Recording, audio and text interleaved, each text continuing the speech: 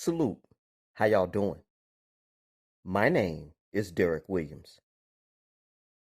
In the United Kingdom, it was predicted based off faulty science, as we now know, 500,000 would be dead in the United Kingdom. This was offered up by disgraced Professor Neil Ferguson. He recently resigned because he was caught breaking social distancing rules to go have sex with his married girlfriend. I was reading around mid-March or early April, based off faulty computer models again, 2 million would be dead in America by July of 2020. As we both know, or as we all know, I should say, both numbers are woefully off. And you have to also account for the fact that they are padding numbers. A man recently died in Florida from a motorcycle vehicle accident, and it was deemed that coronavirus killed him. Just lunacy all over the place, and you can't help but laugh, and so I do a lot. I find myself laughing more than I ever have in any year that I can remember back. But in all seriousness, there is one governor in our great country who has bucked the system. She did not lock down her state, and she is currently fighting to have children return to school as they should. The title of this presentation will be called 49 Idiot Governors, Fauci and Ferguson. And I'm just one man in the comments section on YouTube introducing to you South Dakota Governor Kristi Noem, a patriot. And I want you to hear what she has to say about the nonsensical lockdowns and modeling and things of this nature. She actually has inspired me. I'm ready to move to South Dakota. All y'all take care. Greenville, Mississippi till I die. Hi, I'm Governor Kristi Noem. Nearly 6 months ago, I outlined many reasons why South Dakota is a unique state. And I encourage people from across the country and around the globe to make this great state their home too. Our people, their work ethic, and their values. Our government, one that lives within its means and serves our people. And our way of life, one that respects and cherishes the principles of thrift, hard work, family, and self-governance, are second to none. Then a global pandemic hit. Now, rightly so, our attention shifted from how South Dakota is open for business to making sure that South Dakotans have the best information possible to respond to this virus. COVID-19 has given us many challenges. As I've repeatedly said, this situation is historic in the worst way. But with every challenge comes the opportunity to learn, to adapt, and to improve. Today, I'd like to take a minute to outline some of the lessons that we've learned to date. Perhaps the most significant takeaway so far is that more freedom, not more government, is the answer. And while freedom alone won't solve all of our problems, it does present a better path towards where we want to go. Freedom is a better friend of true science than government-centered and government-controlled science. Freedom, not government, is the best friend of innovation. Freedom focuses our politics on persuasion and the intellectual strength of our positions, not on control, coercion, or the heavy hand of government. And if someone is interested in the common good in all its iterations and complexities, freedom is the one and the only choice. Now, my approach to this virus was to provide South Dakotans with all the information that I could and then trust them to exercise their freedom, to make the best decision for themselves and for their families. We took a unique path. We haven't locked people up. We didn't force businesses or churches to close or order a statewide shelter in place. In return, the mainstream media has spent many hours and nearly endless column inches attacking me for that. But countless South Dakotans have thanked me for trusting them. Recently, I was able to spend some quiet time with my family. We went out to the Black Hills, which is one of the most picture-perfect places on the planet. Folks, we were not alone. I've never seen so many visitors to the Black Hills in my life. License plates from every corner of this country.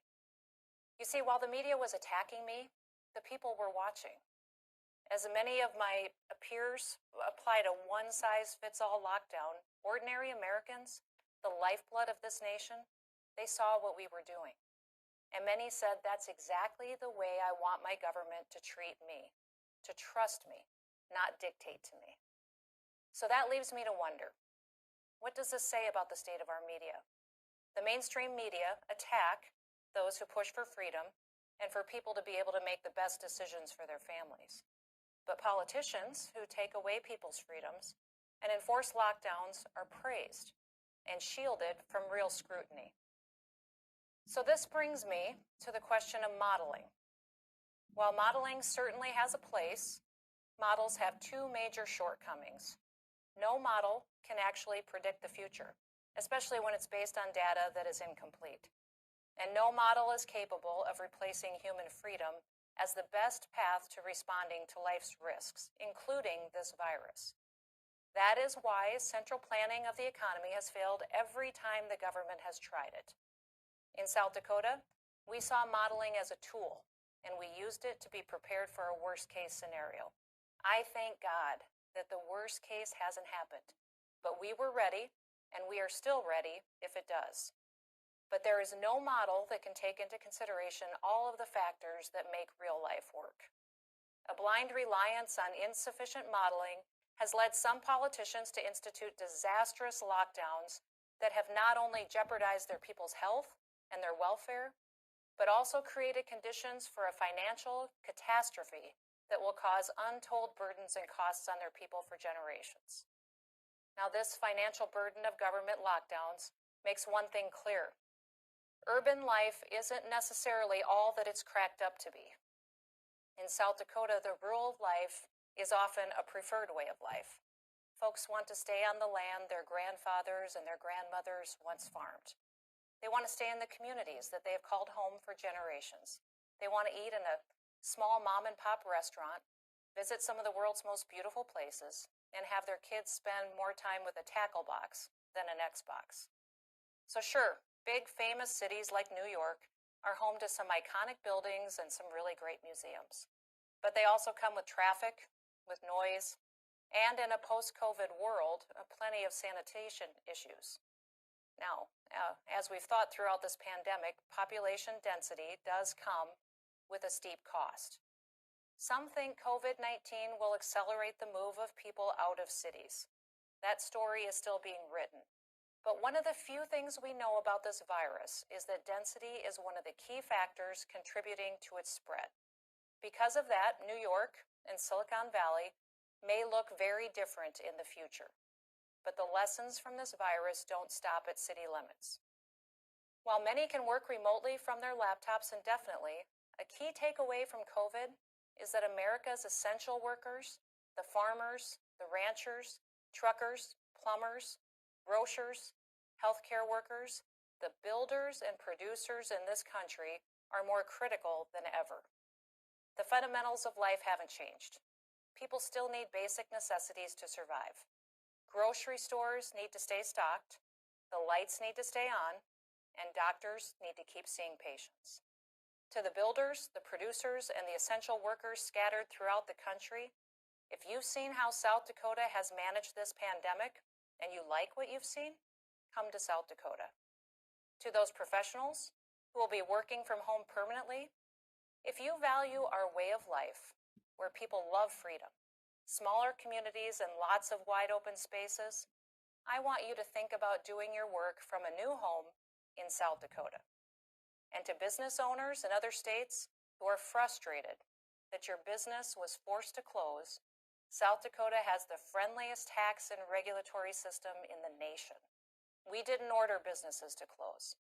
We trusted them to innovate and to continue serving their customers.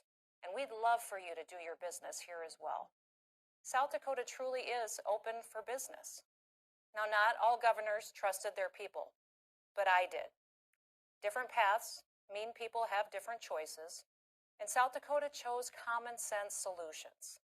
If you want freedom, personal responsibility, and a government that works for you rather than dictates to you, South Dakota is the place to get it. Our trips to the store might look a little different. Our sporting events might change. I was in a meeting just recently about our state fair. It's going to change too. But that's not a bad thing. It's a chance to innovate and to get creative. I want to leave you with this thought. No one saw this first half of the year playing out the way that it has. Each and every one of us has dramatically changed our day-to-day life to adjust to this situation. And to all those who've lost loved ones, my heart breaks for you. Our new normal may be very different from the past, but don't ever forget this one fundamental truth. The windshield is so much bigger than the rearview mirror for a reason. In South Dakota, we always confront adversity, and we emerge into even greater prosperity. The future, our future, is bright. Hope is in front of us. We will come out stronger than ever before. And to those concerned about what the future might hold for you, if you stay where you are right now, come to South Dakota. The air is fresh, the people are free, and the possibilities are endless.